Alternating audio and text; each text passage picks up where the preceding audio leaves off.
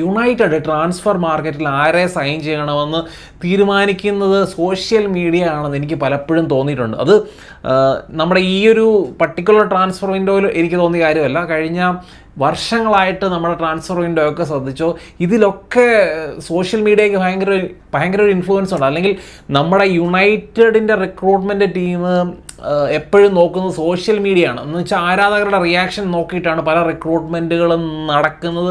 അങ്ങനെ യാതൊരു പ്ലാനിങ്ങും ഇല്ലാതെ നടത്തുന്ന റിക്രൂട്ട്മെൻറ്റൊക്കെയാണ് നമ്മുടെ ഈ ഒരു മാഞ്ചസ്റ്റർ യുണൈറ്റഡിനെ ഈ ഒരു രീതിയിലോട്ട് അല്ലെങ്കിൽ ഈ ഒരു ഗതികേടിലേക്ക് എത്തിച്ചേർപ്പിച്ചത് എന്നാണ് എൻ്റെ അഭിപ്രായം. ഇതിൻ്റെ ലേറ്റസ്റ്റ് എക്സാമ്പിളാണ് ബെഞ്ചമിൻ സെസ്കോ എന്ന് പറയുന്ന പ്ലെയേഴ്സിൻ്റെ ലിങ്ക്സ്. ഇപ്പം നമുക്ക് എല്ലാവർക്കും അറിയാം, ഫബ്രീസിയോ റൊമാനോ ബെഞ്ചമിൻ സെസ്കോയെ യുണൈറ്റഡുമായിട്ട് ലിങ്ക് ചെയ്യുന്നുണ്ട്. അപ്പോൾ അങ്ങനെ ലിങ്ക് ചെയ്യുന്നതിനകത്ത് യാതൊരു തെറ്റുമില്ല. ഇപ്പം നിങ്ങൾ നമ്മുടെ എക്സൊക്കെ തുറന്നു നോക്കിയാൽ ഫുള്ള് ബെഞ്ചമിൻ സെസ്കോ ആണ്. Benjamin Sesko next Zlatan Ibrahimovic coming എന്ന് പറഞ്ഞുകൊണ്ട് അങ്ങനത്തെ വീഡിയോസ്, അങ്ങനത്തെ പുള്ളിയുടെ മാച്ചസിൻ്റെ കമ്പൈലേഷൻസ് ഒക്കെ വരുന്നുണ്ട്.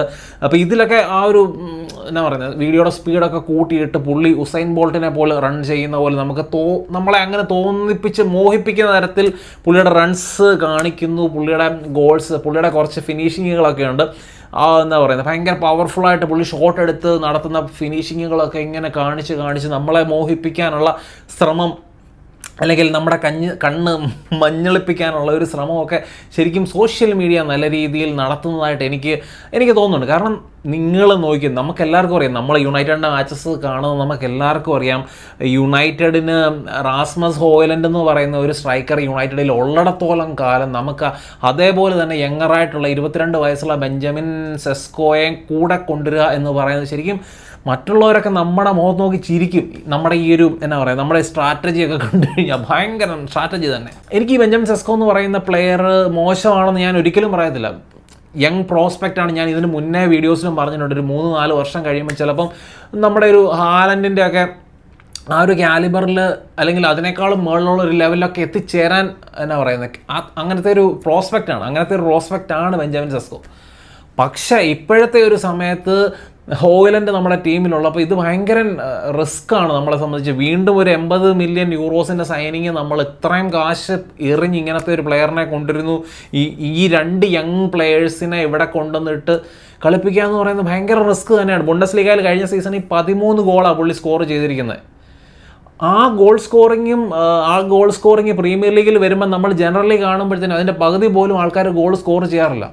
അപ്പോൾ ആ രീതിയിൽ സ്ട്രഗിൾ ചെയ്യുന്നത് കാണുന്നുണ്ട്. ഇങ്ങനെയൊക്കെ ആണെങ്കിലും ബെഞ്ചമിൻ സെസ്കോയുടെ ആ ഒരു ഗോൾ സ്കോറിങ് നോക്കിയാൽ, അല്ലെങ്കിൽ ഗോൾ സ്കോർ ചെയ്യുന്ന ഓരോ ഷോട്ടും നിങ്ങൾ നോക്കിയാലും പുള്ളി പാസ് റിസീവ് ചെയ്ത് കഴിഞ്ഞാൽ പുള്ളി എനിക്ക് തോന്നുന്നൊരു 1-1.5 സെക്കൻഡിനുള്ളിൽ, അത്രയും ടൈമിനുള്ളിൽ പെട്ടെന്ന് ഷോട്ട് എടുക്കാനുള്ള ആ ഒരു വ്യഗ്രത, ആ ഒരു വെപ്രാളം പുള്ളി കാണിച്ച് പെട്ടെന്ന് ഷോട്ട് എടുക്കുന്ന ഒരു പ്രവണത ഉണ്ട് പുള്ളിക്ക്. അതായത് 1-1.5 സെക്കൻഡിനുള്ളിൽ പുള്ളി ഷോട്ട് എടുത്തിരിക്കും. പുള്ളി കണ്ണും പൂട്ടി, പ്രത്യേകിച്ച് പുള്ളി ഷോട്ട് എടുക്കുന്ന സമയങ്ങളിലൊക്കെ പുള്ളിയുടെ ഹെഡ് എപ്പോഴും ഡൗൺ ആണ്. അങ്ങനത്തെ ഒരു നെഗറ്റീവ് പോയിന്റ് പല എക്സ്പേർട്സും ഞാൻ കേട്ടിട്ടുണ്ട്. പിന്നെ നമ്മളൊരു എന്നാ പറയുന്നത്, എഫിഷ്യൻറ്റ് സ്ട്രൈക്കേഴ്സിനെ ഒക്കെ നോക്കിയാൽ അവരൊരു 2-2.25 സെക്കൻഡോളം എടുത്തിട്ടാണ്, ഓൺ ദ ബോൾ എടുത്തിട്ടാണ് അവർ ഷോട്ട് മേക്ക് ചെയ്യുന്നത്. അപ്പോൾ ഇങ്ങനത്തെ ചെറിയ പ്രശ്നങ്ങൾ ഞാൻ സെസ്കോയുടെ കാര്യത്തിൽ കേട്ടിട്ടുണ്ട്. അപ്പം നമുക്ക് ബെഞ്ചമിൻ സെസ്കോ ഇങ്ങോട്ട് കൊണ്ടുവരിക എന്നുള്ളതാണ് എല്ലാവരുടെയും ആഗ്രഹം എങ്കിൽ ആദ്യം ചെയ്യേണ്ടത് റാസ്മസ് ഹോയ്ലൻഡ് എന്ന് പറയുന്ന സ്ട്രൈക്കറിനെ വിൽക്കുകയാണ് വേണ്ടത്. ആദ്യം ആ സ്ട്രൈക്കറിനെ വിൽക്കാൻ വേണ്ടി ശ്രമിക്കണം. എങ്ങനെ വിൽക്കുമെന്നാണ് പറയുന്നത്. ബാക്കി ഇത്രയും പ്ലെയേഴ്സ് നിരന്ന് നിൽക്കുമ്പോഴത്തേക്കും നമുക്ക് വിൽക്കാൻ പറ്റുന്നുണ്ടോ? അവിടെ ചെൽസി ഇതേ ജാവോ ഫെലിക്സിന് 40 മില്യൺ പൗണ്ട്സൊക്കെയാണ് മേടിച്ചെടുക്കുന്നത്. അപ്പോൾ അതുകൊണ്ട് എനിക്ക് ഈ റാസ്മസ് ഹോയ്ലൻഡിനെ വിൽക്കുക എന്നുള്ളതിനെക്കുറിച്ച് എനിക്ക് വലിയ പ്രതീക്ഷയൊന്നുമില്ല. ഇപ്പം ബെഞ്ചമിൻ സെസ്കോയെ നമ്മൾ റാസ്മസ് ഹോയ്ലൻഡിനെ നമ്മൾ കമ്പയർ ചെയ്യുകയാണെങ്കിൽ, ഇപ്പം നമ്മൾ ഡേറ്റ MB ആണല്ലോ നമ്മുടെ എല്ലാവരും ഡേറ്റാസ് വെച്ചിട്ട്, ഡേറ്റ MBയിൽ നമ്മൾ കമ്പയർ ചെയ്യുകയാണെങ്കിൽ ഇപ്പം കൺവേർഷൻ റേറ്റ് ആണെങ്കിലും ഏരിയൽ എബിലിറ്റി ആണെങ്കിലും അതുപോലെ നോൺ പെനാൽറ്റി ഗോൾസിൻ്റെ കാര്യത്തിലൊക്കെ ബെറ്ററാണ് സെസ്കോ. പക്ഷേ ഇവരെ 2 പേരെയും കൂടെ ഇവിടെ കൊണ്ടുവരിക എന്ന് പറയുന്നത്, 2 പേരെയും കൂടെ വിട്ട് കളിപ്പിക്കുക എന്ന് പറയുന്നത് ശരിക്കും നല്ലൊരു ഐഡിയ ആയിട്ട് എനിക്ക് തോന്നുന്നില്ല. എക്സ്പീരിയൻസ്ഡ് ആയിട്ടുള്ള സ്ട്രൈക്കർ തന്നെ നമുക്ക് വേണം. ഒലെ വാട്കിൻസ് അല്ലെങ്കിൽ യോഹാൻ വിസ, ബ്രെൻഫോർഡിൻ്റെ യോഹാൻ വിസ, ഇങ്ങനത്തെ സ്ട്രൈക്കേഴ്സിനെ കൊണ്ടുവരാൻ വേണ്ടി ശ്രമിക്കുക. യോഹാൻ വിസയ്ക്ക് വേണ്ടി എന്തുകൊണ്ട് നമ്മൾ ഒരു എൻക്വയറി പോലും നടത്തുന്നില്ല എന്ന് എനിക്കറിയത്തില്ല. കഴിഞ്ഞ സീസണിൽ 19 ഗോളാണ് പുള്ളി അടിച്ച് കൂട്ടിയിരിക്കുന്നത്. ന്യൂകാസിൽ ഓൾറെഡി ബിഡൊക്കെ വിട്ടതാണ്. അമ്മമാർ ബ്രെൻഫോർഡാണ് റിജക്ട് ചെയ്ത് 25 മില്യൺ പൗണ്ട്സിൻ്റെ ബിഡ് എന്താ മേക്ക് ചെയ്തത്. എനിക്ക് തോന്നുന്നൊരു 40 മില്യൺ പൗണ്ട്സിനുള്ളിലൊക്കെ ചിലപ്പം ഡീല് നടത്തിയെടുക്കാമായിരിക്കും. പക്ഷേ യുണൈറ്റഡ് അങ്ങനത്തെ ഒരു മൂവ് പോലും നടത്തുന്നില്ല. യുണൈറ്റഡ് ഒരു ടീം എന്നുള്ള രീതിയിൽ ഇങ്ങനത്തെ ഒരു ബെഞ്ചമിൻ സെസ്കോ പോണത്തെ ഒരു യങ് സ്ട്രൈക്കറിനെ സൈൻ ചെയ്തതിന് പകരം ഒരു മിഡ്ഫീൽഡറാണ് നമ്മുടെ ഒരു ആവശ്യം. ശരിക്കും അമോറിയുമൊക്കെ എടുത്തെടുത്ത് പറയുന്നുണ്ട് മിഡ്ഫീൽഡ് ഇൻറ്റൻസിറ്റിയുടെ കാര്യം. ഓരോ മാച്ച് കഴിയുമ്പോഴും പറയുന്നുണ്ട്. കഴിഞ്ഞ മാച്ച് നിങ്ങൾ നോക്കിയോ, വെസ്റ്റ് ഹാമിനെതിരെയുള്ള മാച്ചും കോബി മെനു അതുപോലെ തന്നെ ഉഗാർത്തെ കൂടാണ്. കോബി മെനു നമ്പർ 8 ആയിട്ട് കളിക്കുന്നു, ഉഗാർത്തെ എന്താ പറയുക ഡിഫൻസീവ് മിഡ്ഫീൽഡറായിട്ട് കളിക്കുന്നു. പക്ഷേ നമ്മൾ കൺസിഡർ ചെയ്ത ഗോൾ നോക്കിയോ, ആ ഒരു ഗോളിൻ്റെ സമയത്ത് നമ്മുടെ റെസ്റ്റ് ഡിഫൻസ് മോശം. ഇതേപോലെ കഴിഞ്ഞ സീസണിലെ പോലെ തന്നെ നമ്മുടെ ഡിഫൻസും മിഡ്ഫീൽഡും തമ്മിലുള്ള സ്പേസ് ഭയങ്കരമായിട്ട് കൂടി. ഇതിനുള്ള മെയിൻ കാരണമായിട്ട് എനിക്ക് തോന്നിയല്ല മെയിൻ കാരണം എന്ന് പറയുന്നത് ശരിക്കും വെസ്റ്റ് ഹാം അവരുടെ ബിൽഡപ്പിൽ ആ ഒരു ബിൽഡപ്പ് ഫേസിൽ അവർ നല്ല രീതിയിൽ ബോൾ ഇട്ട് സർക്കുലേറ്റ് ചെയ്ത് കുറേ പ്രാവശ്യം നമ്മളായിട്ട് കളിപ്പിച്ചു. അപ്പം അങ്ങനെ നമ്മുടെ പ്ലെയേഴ്സ് ആ കുരുക്കിൽ പെട്ട് മുന്നോട്ട് ചാടിപ്പോയി. എല്ലാവരും കൂടെ, അത് നമ്മുടെ ഈ മിഡ്ഫീൽഡേഴ്സും അറ്റാക്കേഴ്സും എല്ലാം കൂടെ ഒരുമിച്ച് മുന്നോട്ട് പോയിട്ട് പ്രസ് ചെയ്യാൻ വേണ്ടി തുടങ്ങി. അങ്ങനെയാണ് നമ്മുടെ ഡിഫൻസും ബാക്കിയുള്ള പ്ലെയേഴ്സും തമ്മിൽ ഭയങ്കര ഗ്യാപ്പ് വന്ന് പെട്ടെന്ന് അവർ ബോൾ വിൻ ചെയ്ത് പ്ലെയേഴ്സിന് മിഡ്ഫീൽഡിൽ അവരുടെ മിഡ്ഫീൽഡറിന് കൊടുത്ത് വേറെ സ്ട്രൈക്കറിന് വിട്ട് ഗോള്. ഹെവനെ വെച്ചുകൊണ്ട് നമ്മൾ ഹെവൻ പോണക്കത്തെ പ്ലെയർ എന്ന് പറയുന്നത് ശരിക്കും യങ്ങറായിട്ടുള്ള പ്ലെയറാണ്. അതുകൊണ്ട് തന്നെ അവൻ്റെ പിഴവിലാണ് ആ ഒരു ഗോൾ, അവൻ്റെ സൈഡിൽ നിന്ന് ആ ഒരു ഗോൾ വന്നത്.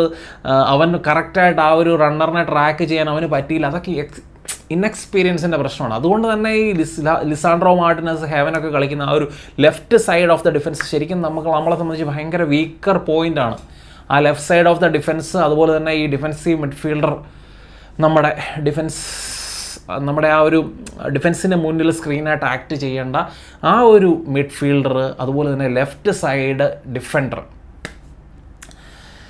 ഈ 2 പൊസിഷൻസ് നമ്മൾ ഫില്ല് ചെയ്യണം എന്താണേലും. ബെഞ്ചമിൻ സെസ്കോയ്ക്ക് വേണ്ടി 80 മില്യൺ യൂറോസൊക്കെ പൊട്ടിക്കാനുണ്ടെങ്കിൽ ഇങ്ങനത്തെ പൊസിഷൻസ് നമ്മൾ കവർ ചെയ്യാൻ വേണ്ടി ശ്രമിക്കുക.